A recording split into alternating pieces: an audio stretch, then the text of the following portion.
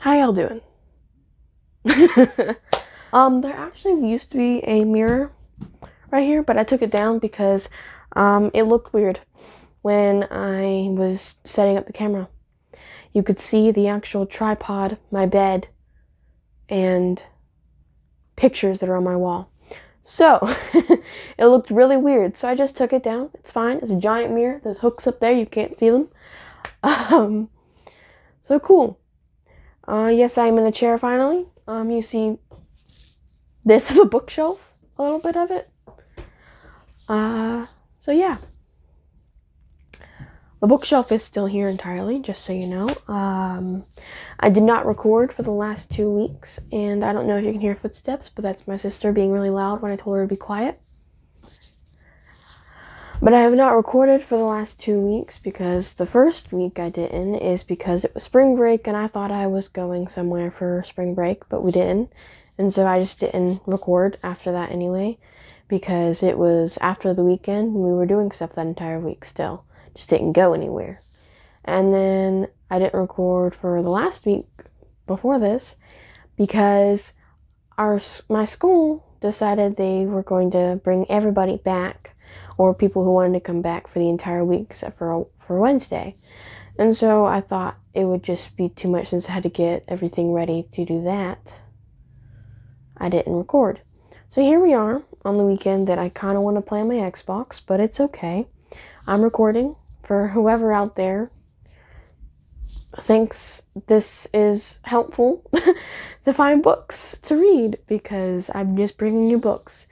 So I lied and I told you I was going to do The Eternal Ones and All You Desire the week after I did Long Way Down, but I didn't do that.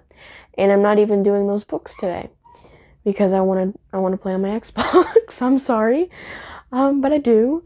And so I chose a short book that was really good and is very similar to another book I reviewed on this channel.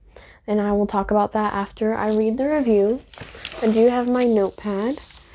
So, this book is called Extraordinary Means by Robin Schneider. That's what I'm thinking how you say her last name. Her name is weird altogether the way it's spelled, because Robin is spelled Robyn. And then I'm guessing her last name is Schneider because that's what it looks like to me. Schneider. So, there you go. And here's the summary. I actually did not use the back that much, which is surprising because I usually do that. But I guess I'm making up for not recording for 2 weeks for whoever actually enjoys these. Like 20 subscribers and 3/4 of them are friends and family. So here's the summary. Lane is by the book and very, very rarely did anything just for fun.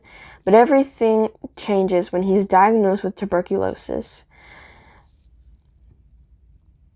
He is sent to a tuberculosis sanctorium called Latham House. When I read it, I kept saying Latham House, but there's no N, it's just Latham, Latham. It is kind of like a boarding school for teens with tuberculosis. Lane meets a confident and beautiful girl named Sadie. He's met her before years ago. She changes everything for him. So I totally forgot to do this, but I was going to look up what tuberculosis is and tell you what it is. But I forgot to, so you can look it up or you can take whatever little bit I know. There's the dog attacking the door. So the little bit I know is some sickness that they've not found a cure for, and it basically makes you not able to breathe correctly, and it does something with your lungs and it fills it with liquid and makes them very weak. And so that's kind of what I've gotten from the book when they were explaining certain things. But I didn't actually look it up to tell you. I'll either put a screenshot on the screen so you can read that, or you can look it up yourself. I don't know what I'm doing. That's up to future Lana. That dog needs to stop. So that's the summary. And what I was talking about in this book is actually similar to another book that I've told you about.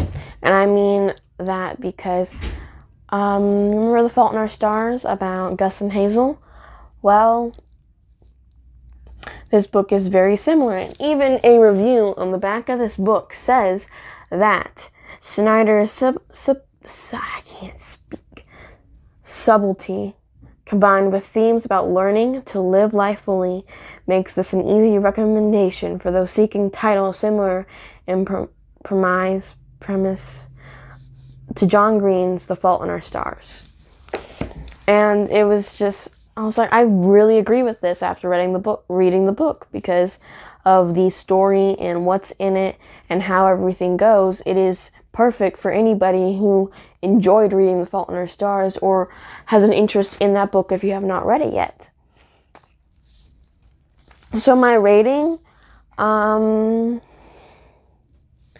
out of 10. So I did cry for this one, just putting that out there. I did cry. And my eyes burned the next day. So that's great because I was reading at night and I was bawling. That's fine. This is, of course, a teen book, so 13 plus. Genre, teen romance. Duh. And with some, as I said, it's a sickness, so it's got that kind of explanation and different medicines that are not real and the author made up that they won't cure them and help them, but it's not a real place. It is not a real medicine. It is just for the sake of her story. How long to read? So I have been reading a lot slower lately, but as I keep saying, if you do everything right and you space it out correctly and you split it up, you can do it within a week. It's not that hard. Cool. Okay, so I forgot to grab the bookmark. Give me a second. Let me grab that. Okay, so this is the bookmark that I have made for it. I tried to do it after here because you see like this plant thing and then the sky. Well, then I took that and I did that with it, but it didn't turn out quite as I hoped. And the color is a little off. But I think the sky portion is pretty good. And this actually is not a piece of paper I cut out and painted. This is actually an old bookmark that, you know how at school, I don't know if your schools do this or any schools except for the ones I went to, but they have in the library these bookmarks for free that you can just grab. Well, all the time I would grab all of the bookmarks and then just keep them because you never know. But now I started making my own, so I've been taking those, I've been painting over them and using them to make my bookmarks. I actually have not made bookmarks for the last 2 books I have read recently, because I read this book. I have read this book called Writers that I've borrowed from a friend, which I've not been able to get it back to her, but there's a second one to it called Seekers, and it's about the 4 horsemen, death, conquest, famine, and war. And it's pretty good, but I don't know if I'm going to review it or not. Just tell me if I should or not when that dog needs to just shush. Just tell me if I should or not once I read the second one, because I don't own them, they're hers, and so I won't be able to hold the book physically, which will bother me a bit, but it's okay if you want to learn more about it.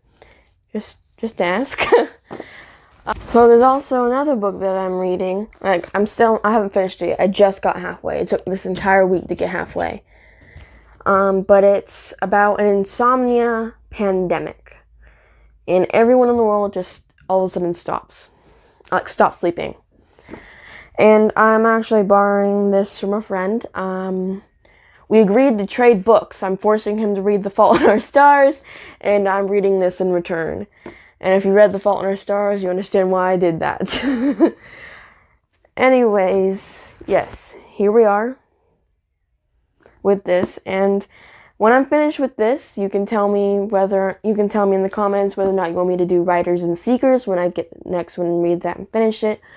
And you can tell me whether or not I should do this, because this one is similar to Dry, actually. So if you have an interest in books like Dry, a science fiction kind of thing, then just tell me whether or not you would like me to tell you about this, or you can just look it up yourself, because then I can be useless to you.